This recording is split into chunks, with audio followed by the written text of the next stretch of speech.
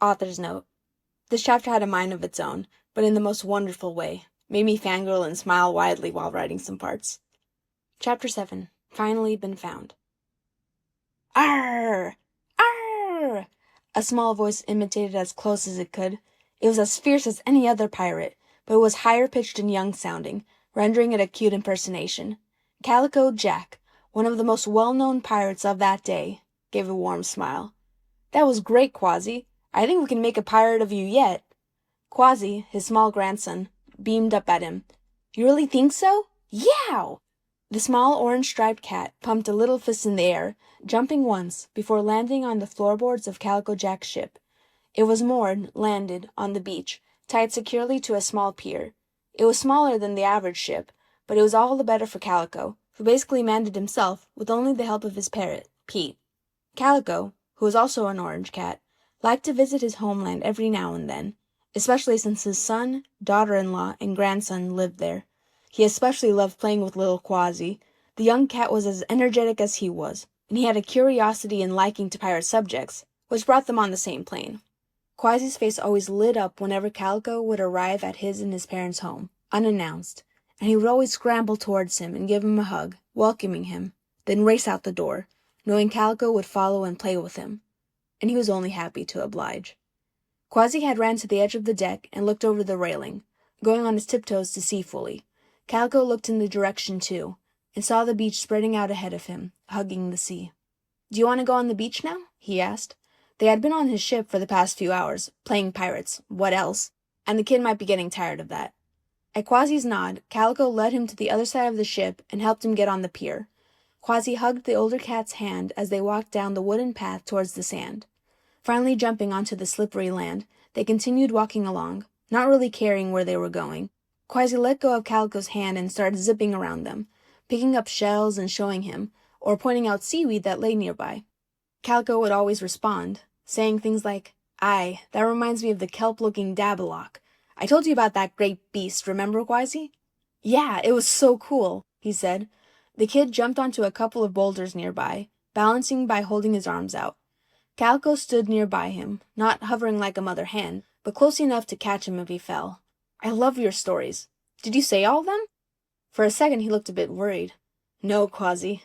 I wager you won't have to worry about me running out of them. I have enough tales to last a lifetime," he said. Oh yes, he had many tales. Some were adventurous, like when he searched for Long John's buried treasure. Others were actually funny, like when him, Pete, and his cat wife, Amelia, searched for the bones of Davy Jones. But they ended up not being real bones at all, but fake rubber ones. Davy Jones was a dog, and they were obviously his chew toys, his greatest treasure. But other stories... It would take a while for Calico to be able to talk about them, like the time when he came across the dreaded Benethe serpent. He frowned a bit as Quasi kept climbing on the rocks. Oh, that was a terrible tale. Maybe Quasi would hear it when he was older, but not now. Suddenly, Quasi jumped from the boulder and landed at a dead run. "Catch me if you can!" Calico, coming back to reality, gave a small whoop and went after him. He chased after him in the sand, the shifty surface slowing him down a bit. Quasi ran from side to side, and he was pretty quick, aided by his youth. But Calico was still very athletic. He eventually caught up to the little guy, tickling his sides as he did so. "Okay, all right, you got me," he said in between laughs. "Let go." Calico did so, slowly laying him down on the ground instead of dropping him. Quasi stayed on his side for a few seconds as the giggles faded away, and his breath returned. His eyes caught something, and he went up on his knees. "Look!" he pointed. Calico looked up and saw a crab walking sideways in the sand. It walked nimbly, looking like it barely touched the sand, and its claws were held close to its body. It seemed to be enjoying himself, going about its own business, until it practically jumped out of its shell as a stick flew through the air, hitting the ground about an inch from its leg. It crouched down to the sand and stayed completely still, trying to hide itself with its camouflage. Calico turned towards Quasi, growing surprised as a small cat had another stick in his hand, ready to throw it at the small creature. "What do you think you're doing?" Quasi looked up, surprised at his tone. "Are you trying to hurt him?" Quasi lowered the stick and tried to put it behind his back, his ears drooping. "Some of the older boys were doing it," he said. Calico remembered that it was a sick pastime amongst the schoolboys when he was a kid, too. They would throw sticks or rocks at crabs, crowding around and watching in glee at the poor creature's reactions. Calico hadn't liked it then, and he especially didn't approve it now. Just because someone else is doing it doesn't mean you have to do it too. Quasi looked down, dropping the stick. I'm sorry, Calico. No harm done, he replied. With such a downcast face as Quasi's, he couldn't really be mad at him. He grabbed Quasi's hand and started leading him past the crab. We best leave the crab alone. They walked a bit away from the small creature, and looking back, Calico could see that the crab was doing its brisk walk again. He smiled a bit at that. Calico? Quasi's small voice rose to his ear. He looked down at his grandson. Yes, Quasi? You fight sea monsters and duel other pirates all the time, Quasi said, confused. Why can't I go against the crab? Good question. Calico was silent for a second, trying to put the best way to explain it. You see, Quasi, when you or those older boys throw sticks or whatever else at them, it's not a fair fight. The crabs are smaller than you, and, truthfully, they've done nothing to you. Boys just do it for sport and to hurt something weaker than themselves. That's not right at all. When I fight against other pirates, it's usually a duel. I enjoy swashbuckling, and it's all part of the game, but I never go too far, Quasi. I never go for the kill. And what about the sea monsters? Quasi asked. Oh, those? Those are a different thing altogether, he said gravely. You see, they don't think the same as normal creatures. They go out to kill, not to duel. They won't stop until they draw blood. I still try to do whatever I can to keep it back and get away without killing it, 'cause a life is a life. But if I am in a life-or-death situation, and I've tried everything I could and it is still after me, then I kill it. But that's only a last resort, mind you. Killing is a grave weight, and you don't really want it. He sighed, this conversation bringing to mind others sailing under the black flag. But there are some pirates who don't care about that weight. They kill too, getting rid of creatures as they steal and pillage from ships. Quasi's mouth was open in horror. Calico had never brought up these types of pirates before, and it was the first time the child heard about them. Aye, Quasi. It's hard to believe, but there are these types of pirates out there. But truth be told, I don't think that's how a pirate should live. It should be about adventure, courage, finding whatever treasure that's been left behind. And if there was ever a creature who needed a hand, he would help. While he was talking, he had turned his gaze forward, but now Jack looked down at Quasi again and saw the child's large eyes staring back, taking in everything he was saying. Calico felt a weight of responsibility suddenly come upon him with those eyes. He stopped walking and knelt down on one knee, becoming eye level with the child. He put a paw on his small shoulder. And that is how you should live too, Calico said. Not the pirate part, per se. Your father had the choice to either be a pirate or something else, and he ended up staying on land. You have that choice too.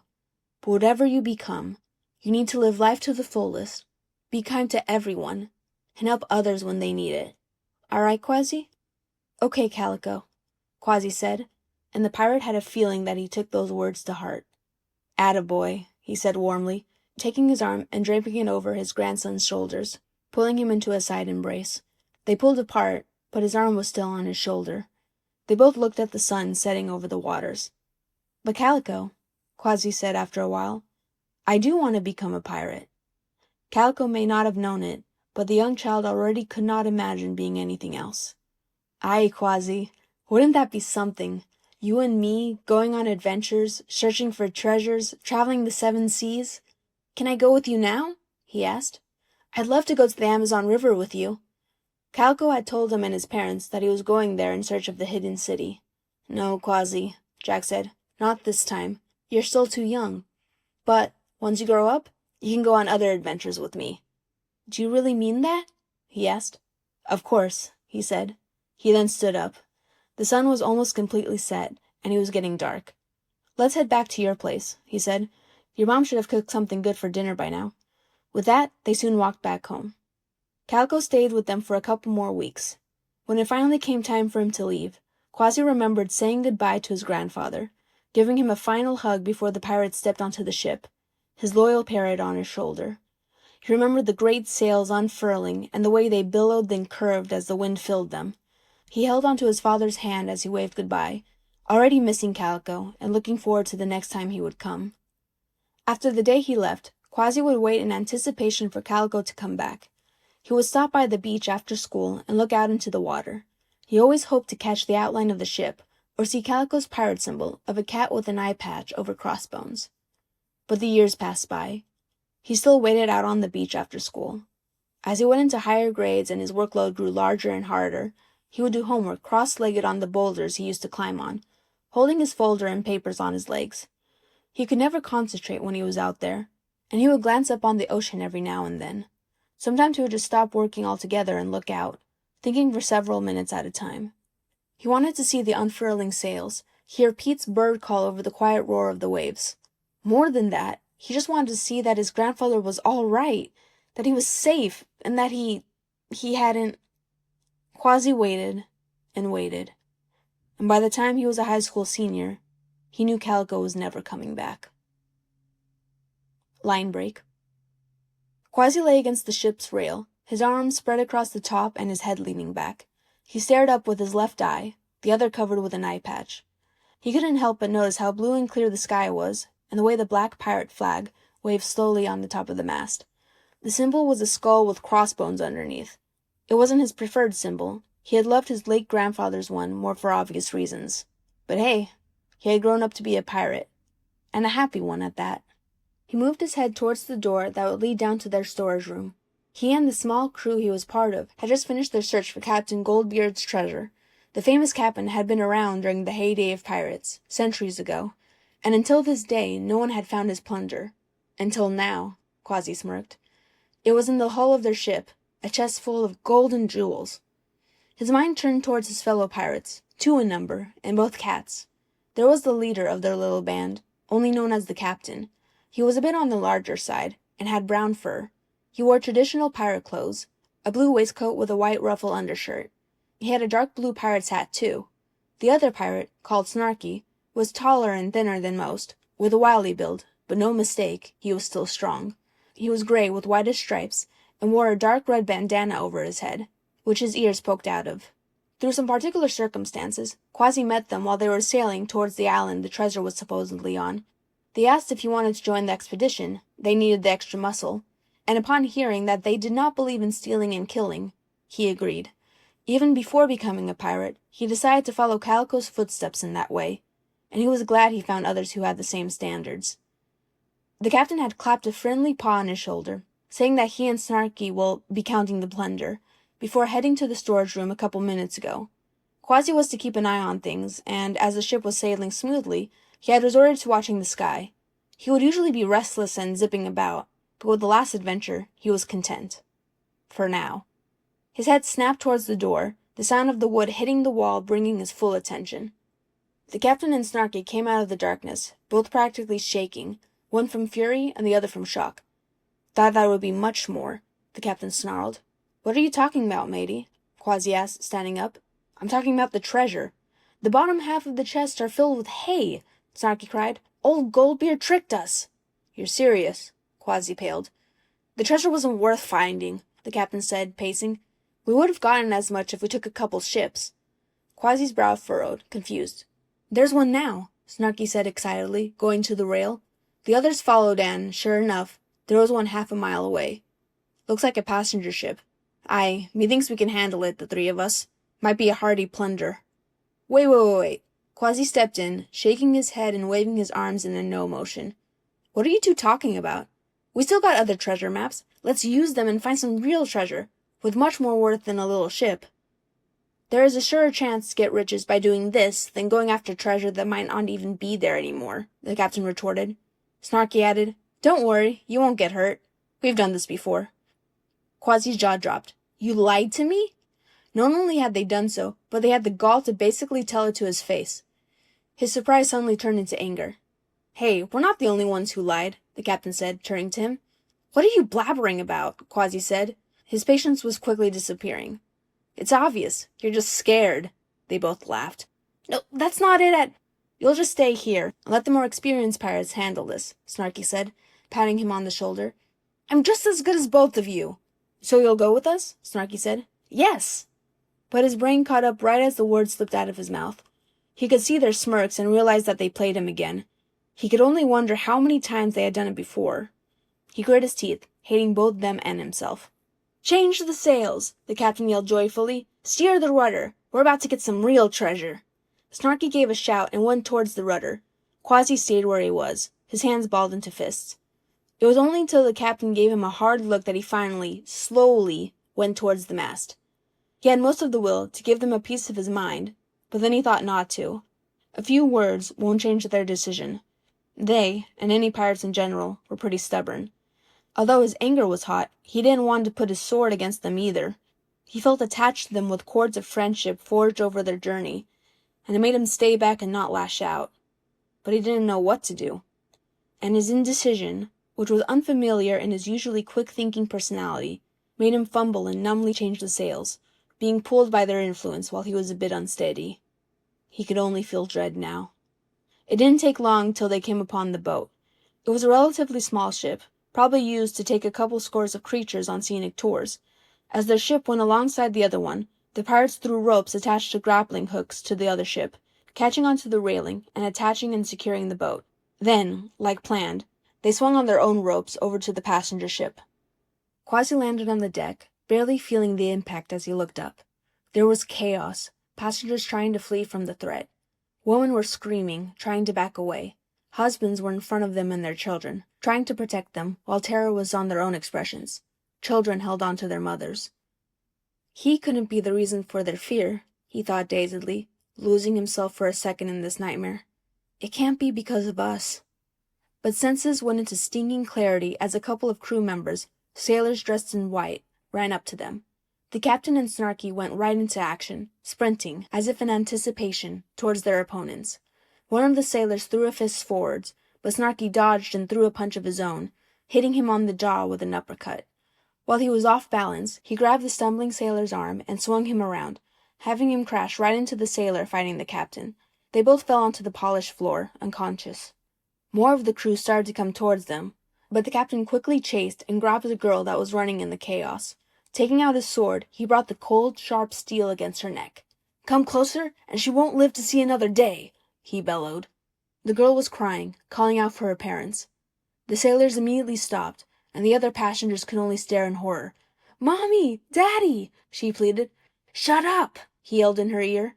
He brought the sword closer to her neck, and she quieted with a whimper. There was a sort of callousness in the captain's face, a vehemence and cruelty that Quasi had never seen before.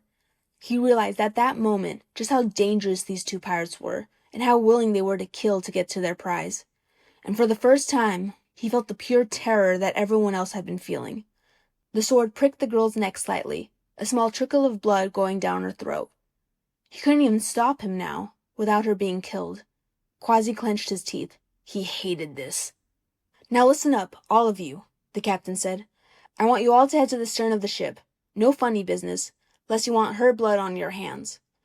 After a moment of hesitance, the crew started walking to where he indicated, leading the passengers in that direction. Since some of them didn't know what the stern was, they all lined up there. While this was happening, Snarky retrieved one of the longest ropes the pirates had, probably as long as the deck to the top of their ship's mast. "Snarky, Quasi," the captain barked. "Tie him up." The two pirates went towards the crowd, and Quasi looked at all their paws. The other pirates were planning to have them all connected by the single rope, which will not only render their top limbs useless, but make movement extremely difficult. Snarky tied the ends of the rope to the opposite sides of the ship. Quasi looked at the single rope, stretched out across the deck's floor, and then their paws again. He would have to use a bowline on a bite. He remembered Calico Jack teaching him how to do that knot. And he'd be hanged if he ever uses it for something so evil. Snarky and Quasi went on the opposite sides of the line, tying the captured one by one. On Quasi's end, he tied the knots loosely, making it easy for the creatures to get out of their bonds and escape, if they had an opportunity. As he went through the passengers, families, and sailors, he would see their paws trembling slightly. But after about 5 creatures, he came upon a set of paws that did not shake. They were white, strong-looking, yet they were relaxed, spread apart slightly. Quasi looked up and saw the face of a polar bear, grand, brave, and with a sense of security and strength that Quasi had never thought could exist in a person. On top of his head was a white hat with a dark blue bill, engraved with a golden seal. With the rest of the dark blue uniform, it dawned upon Quasi that this was the captain of the ship. The captain's eyes were grave, yet had a knowing look. He had noticed that Quasi wasn't following orders, and was tying the captives loosely. Quasi looked at the polar bear, with a mixture of pleading and planning. Get them out of here as soon as you can." Quasi had noticed a couple of lifeboats nearby. He thought that he wouldn't understand his look, but the captain did a curt, inconspicuous nod. After loosely tying the captain, he moved on, feeling strangely peaceful, if only a little. He knew that the captain would do whatever he could. When Snarky and Quasi finally tied the last two captives, they were next to each other at the middle of the rope. Quasi unfortunately had to make the knot tightly, so the other pirate wouldn't notice. The pirate captain then took the girl and attached her to the rope as well. Once everyone was detained, the cat leader ordered, "Quasi, you and I will go into the hull. See if there's anything valuable there.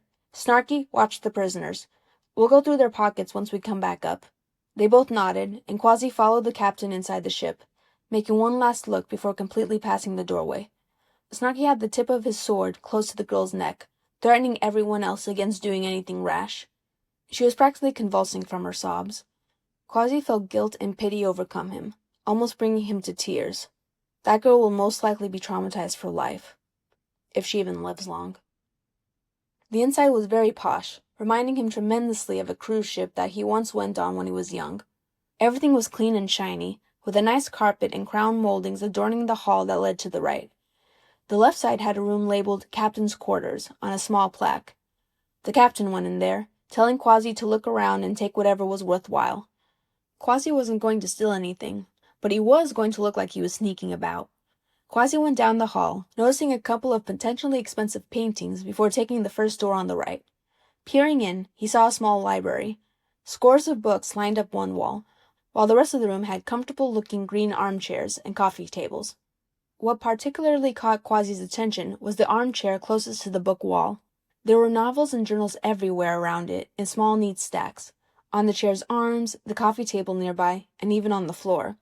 It looked like someone had been hardcore studying or researching, and by the way that a couple books were strewn everywhere, some of the pages bent, the creature responsible had left in a hurry. Probably because of the pirate fiasco, Quasi sighed. "Oi!" he heard a shout. "Quasi, come quick! I found someone in here!" Quasi's head snapped towards the door, and his blood froze. Oh no. He numbly shut the door and went into the captain's quarters. He could only guess what would happen now. The pirate captain was staring towards the wardrobe against the left wall, and Quasi, seeing from the side, couldn't tell what he was staring at. "There's someone hiding in between the wardrobe and the wall," he said. Quasi went to where he stood, and sure enough, he saw two eyes staring back at them from the darkness. The other pirate put his hand into the small space, desiring to pull out the creature. He struggled. Whatever it was didn't want to get out. But after grumbling a little, the captain started gaining some ground. A couple tentacles shot out from the hiding place, trying to hit the pirate, while others were desperately trying to hold on to anything around it. Quasi started. "A octopus!" he nearly shouted in his mind. "What's a octopus doing on the ship?" The octopus hit the captain squarely in the jaw, making him let go for a second, which brought Quasi out of his emotions and into an idea. He quickly ran out of the room and onto the deck. "Snarky!" he called, making his voice particularly stressed, which didn't take much for his frazzled nerves. "The captain needs help. There's someone else on the ship." Snarky took his sword away from the girl and hurriedly headed towards the doorway.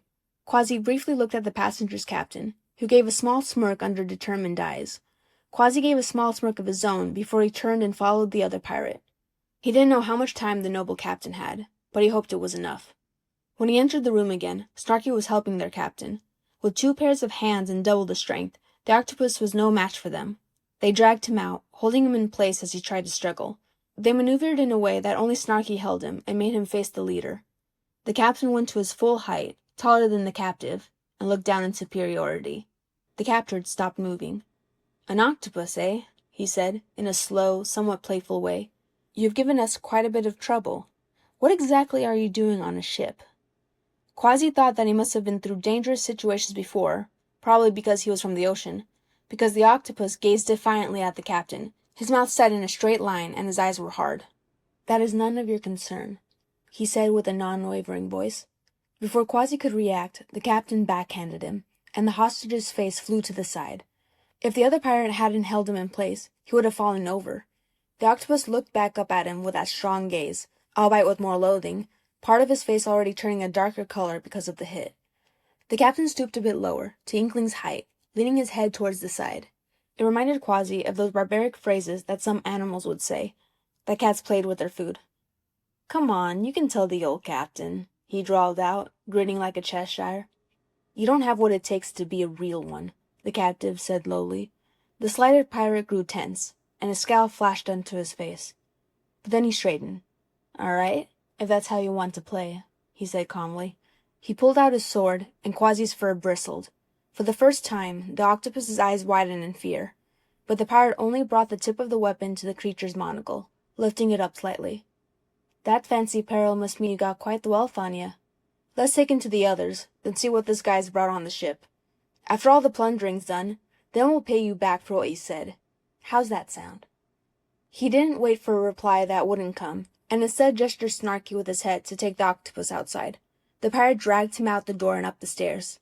The octopus tried to grab onto anything, the cabinet, the bedpost, the doorway, and it took several minutes and even more hard yanks until he was dragged onto the main deck. What they saw surprised the evil pirates. "Where are the prisoners?" the captain bellowed, the shock of the scene dropping his deadly calm. The deck was completely empty, save the four of them. There were no signs of anyone being there. Even the long rope had disappeared. Quasi grew relieved at this. The white captain had done his part. But that small space of relief turned into horror when the captain spun toward the last captive, his sword glinting in his paw.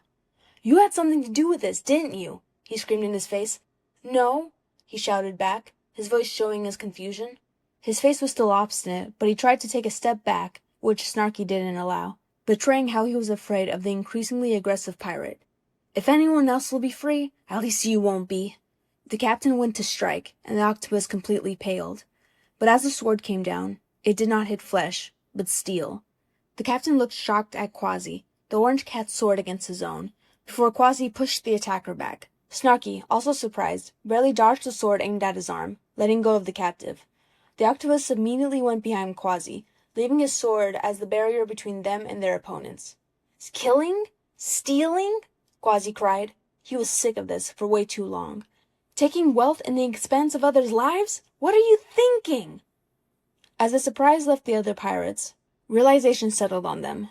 The captain's eyes narrowed. "You helped the prisoners escape," he said, his voice deadly, and Quasi knew there was no way to turn back now. "And I would do it 100 more times to stop the destruction that you're so bent on making. Calico Jack would never have done it." "Calico Jack?" the captain yelled mockingly. Quasi's blood turned cold at the tone. "Oh, well, you just want to be like him, eh? Just like that old geezer." Quasi had told them about his grandfather, about how much he meant to him and changed the young cat's life. And now they were putting that against him.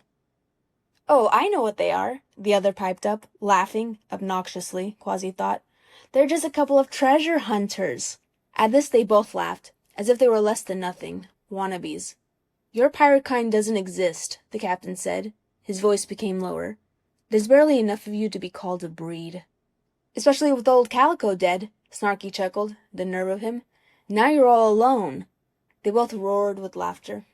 And right then Quasi absolutely felt it. He had trusted these cats, sailing with them for months, knowing their families, their past, their lives. He had actually thought that they could have eventually become a family and have a life like what he had always imagined for him and his grandfather. But it had all been a lie. They lied to him. And he had never even met any other pirate who didn't steal for gain or kill for sport. He was all alone, and for them to laugh at his loneliness, but even more than that, what he and Calico stood for, he couldn't take it. Anger finally bubbled over the top, and he snapped. He pounced on them before they could take in a breath, swinging sideways at the attackers. But they had been quick, and the captain blocked it with his own weapon. The cross of steel stayed still in shivering tension, neither of them giving in. The angry captain's face was full of hatred and spite, staring back at Quasi's angry face and tight jaw. But then the pirate looked to the side, and Quasi briefly glanced in that direction. Snarky was coming dangerously towards Inkling, sword in paw. Inkling tried to back away, searching left and right for a weapon or way to escape. But then he backed up into the mast. Quasi circled his sword out of the hold. "Look out!" he yelled, though he didn't know why. He tried to run to the octopus, but the captain jumped in front of him, attacking again. He tried to get past him, fighting all the way, but the captain just kept coming back. Snarky raised his sword. "No!" Quasi yelled. But then there was a loud thud on the deck. A large form had jumped from the mast, where no one had bothered to look up at. He rose up to his full height, as high as the tall pirate. Snarky's arm lowered slightly at the intimidating opponent. That's enough. The polar bear's voice was deep and clear, but with a hostile tint in it. You're not coming any closer to him. Snarky went over the shock and turned on the new obstacle, swiping his sword down where his head was. The white captain dodged, leaning down to the right, before swiping his paw up. It collided with his opponent's shoulder, sending him flying back a couple of feet and hitting the floor. Snarky did a back roll as he collided with the wood, quickly getting up. Yet he moved his shoulder in a circle, as if in pain. The captain barely moved, his polar bear's strength enabling him to throw him without any effort. The opponents ran towards each other, but Quasi's own battle prevented him from seeing what happened next. With the extra enemy entering the fight, the pirate captain became more focused, making him attack with quicker and more skillful movements. Quasi blocked all his small attacks, heading to his leg, his heart, his head, his left arm, right arm, stomach, then heart again. He was being slightly pushed back, step by step, as he tried to keep up. But then Quasi was able to throw in his own blow, surprising the captain and stopping the flowing trend. Quasi threw in a few more swipes and changed the current to his own bidding, becoming the offensive one and having the captain be the one to step back. It didn't take long for the fight to end. The polar bear soon overpowered his enemy, throwing Snarky against the mast, and therefore rendering him unconscious. Quasi was able to trip the pirate captain with a roundhouse kick, making him fall on his back. He flipped over and was about to rise before the octopus, who had went and come back from the ship's hull, smacked the back of his head with a thick green book, the only weapon he was able to quickly find. The pirate slumped back onto the floor, passed out. For a second, only the sound of deep breathing and the waves hitting the boat's sides were heard. Thanks, matey, Quasi finally said, panting a bit from the fight. You two have both saved me, the octopus replied. I thought that I'd like to return the favor. I'm just glad the situation ended well. The ship's rightful captain came towards them. This could have been ugly. So the rest of the passengers took the emergency boats, I take it? The octopus asked. Yes, Professor. My crew is leading them back to shore, and it should take about half a day before they reach it. But before we talk for too long, he said, looking at the unconscious pirates, let's take care of them first. Quasi. He turned to the orange cat, and seeing his startled face, quickly put in, Sorry, I remembered another pirate saying your name. Would you mind tying them up? There should be some extra rope in a small storage room in the hallway, the fourth door on the left. I'll radio in the Coast Guard and tell them we had been attacked. After a sure from the cat, they went their separate ways. Quasi found the rope, exactly as the captain said, and tied the pirate captain and Snarky to the mast. He made sure the knots were extra tight. As he was working, the octopus stood awkwardly by. Now that you two seem to know my name, Quasi said, trying to make small talk, what are yours? I'm Professor Inkling, the octopus replied, gesturing towards himself with a tentacle, and the polar bear is Captain Barnacles. Is that a first or a last name? A first name, I believe, Inkling replied. Interesting, Quasi replied, wondering why on earth anyone would name her son after another animal species. But then again, there were individuals who were named after emotions, like hope or joy, and no one thought twice about that. Just as he finished with his task, Captain Barnacles came from the navigation room. They're on their way, he reported. They should be here in a few hours, since they're coming in speedboats. We might come to the shore around the time my crew and the passengers land there. Whether we do or not, I like to check up on them, especially that little girl who was heartlessly used as a hostage. I hope she's all right. Quasi nodded at that, his mind conjuring up the picture of her sobbing. He hoped she would heal from this mess. As the rest of Captain Barnacle's words came to him, he thought of something. Won't the Coast Guard arrest me? He said suddenly. A bit of worry spiked up in him. I did come with the other pirates into this, after all. Don't worry, the professor and I will tell them what you've done. And if they won't believe us, a couple of passengers had also noticed how loosely you tied them up. With all our eyewitness accounts, you should be fine. Quasi visibly relaxed. Coming from him, it was a promise. What do you mean? Inkling asked. Not the witness accounts, but the whole tying up business you referred to. Captain Barnacles told him everything Quasi had done, including luring Snarky away so everyone could get into the lifeboats. That was very heroic of you, Inkling said to Quasi once Captain Barnacles was finished. Those pirates were extremely dangerous. Aye, but they didn't seem like that when I first met them, Quasi said bitterly, their betrayal searing him with pain. It must be hard, Captain Barnacles said sympathetically. No doubt he knew just how twisted most pirates were. The worst part of it was that he was right. There's barely enough of my type of pirate. In fact, from what I've seen, I don't even know if there is anyone else except me. His right paw fiddled with the hilt of his sword, which was in its sheath. I could technically go on my own again. For the first few years, I had my own little ship, and I went on adventures by myself. He became frightfully still. But then sometimes at night, I'd look out at my empty deck and wish there was someone to talk to. I didn't even have my own parrot to keep me company. That only happened sometimes, though, and I was mainly happy and content. But then me ship got wrecked, and while I could get a few of me personal treasures, there was no way of saving it. I ended up marooned on a deserted island. Quasi looked at them seriously. I didn't know how long I was there. Days, weeks. I lost track of time. And I was stuck on that tiny island, with the sun beating down on me, nothing but salty water around, only seaweed to eat, and absolutely nothing to do. And no one there, save for some mushroom coral who barely talked to me. Oh, I decided then that I'd never go on my own again, 'cause the silence had almost driven me mad. "How did you meet those pirates?" Inkling asked a bit hesitantly. After who knows how long of finding driftwood floating in the water, I was eventually able to build a raft. They had found me when I was already in open water. He looked a bit to the side, ears dropping. Everything else is easy to figure out. "I'm really sorry about your situation," Inkling said genuinely. Quasi nodded in thanks, but did not look at him.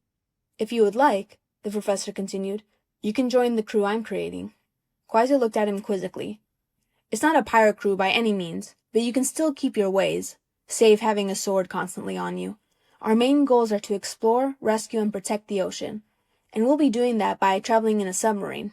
Since we explore, we can definitely look for sunken ships or buried treasure if you have a map and we are in the area."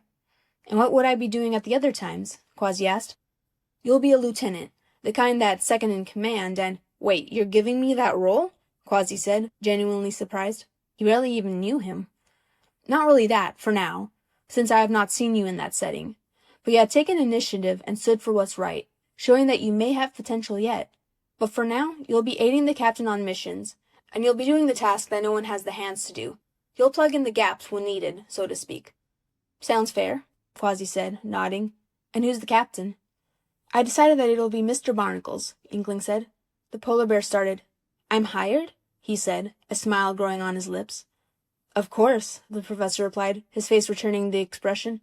"Today's events show that you were more than capable for the role." He looked at the pirate cat.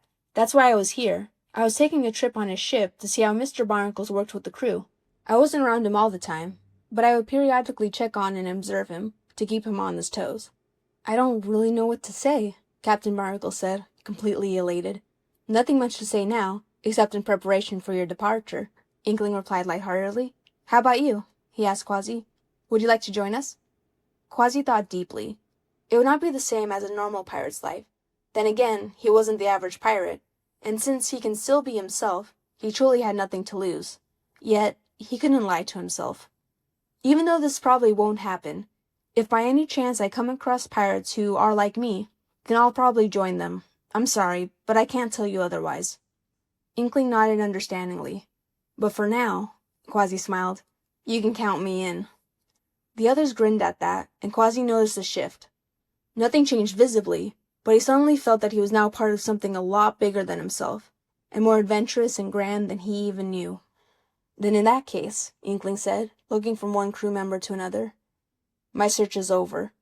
The crew has finally been found."